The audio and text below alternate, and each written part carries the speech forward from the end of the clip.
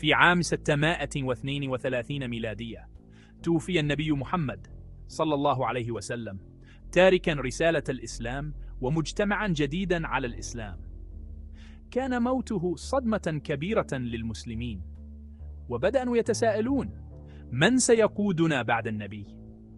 اختلفت آراء الصحابة حول من يحق له أن يكون خليفة النبي. بعضهم رأى أن المهاجرين والأنصار الذين كانوا مع النبي من البداية هم الأحق، وآخرون رأى أن الخلافة يجب أن تكون في قبيلة النبي قريش.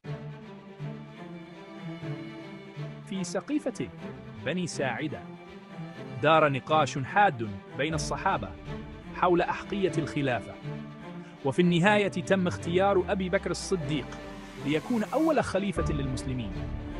لكن لم يكن هذا الاختيار بموافقة الجميع، فقد اعترض عليه بعض الصحابة، منهم علي بن أبي طالب ابن عم النبي وزوج ابنته فاطمة الزهراء، وأنهم يتمتعون بعلم وحكمة خاصة تمكنهم من قيادة الأمة، وأن الأئمة هم خلفاء النبي في قيادة المسلمين. يعتبر الشيعة أن الأئمة هم القادة الروحيون والسياسيون للمسلمين، وأنهم يتمتعون بصفات خاصة تجعلهم قادرين على قيادة الأمة بحكمة وعدل.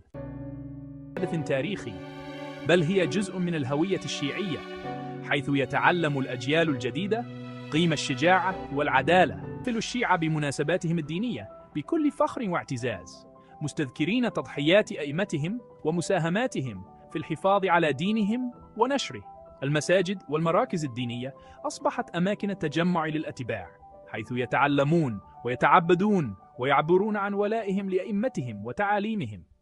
قراءة القرآن وتفسيره وفقا لتعاليم الأئمة أصبحت جزءا أساسيا من حياة الشيعة، حيث يجدون فيها الهداية والنور. تبادل الأفكار والنقاشات بين الأتباع ساهم في تعزيز الوحدة والتماسك بينهم، مما جعلهم قادرين على مواجهة التحديات والصعوبات.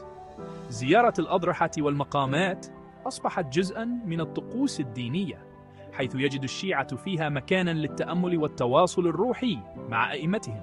تبادل الأفكار والنقاشات بين الأتباع ساهم في تعزيز الوحدة والتماسك بينهم، مما جعلهم قادرين على مواجهة التحديات والصعوبات.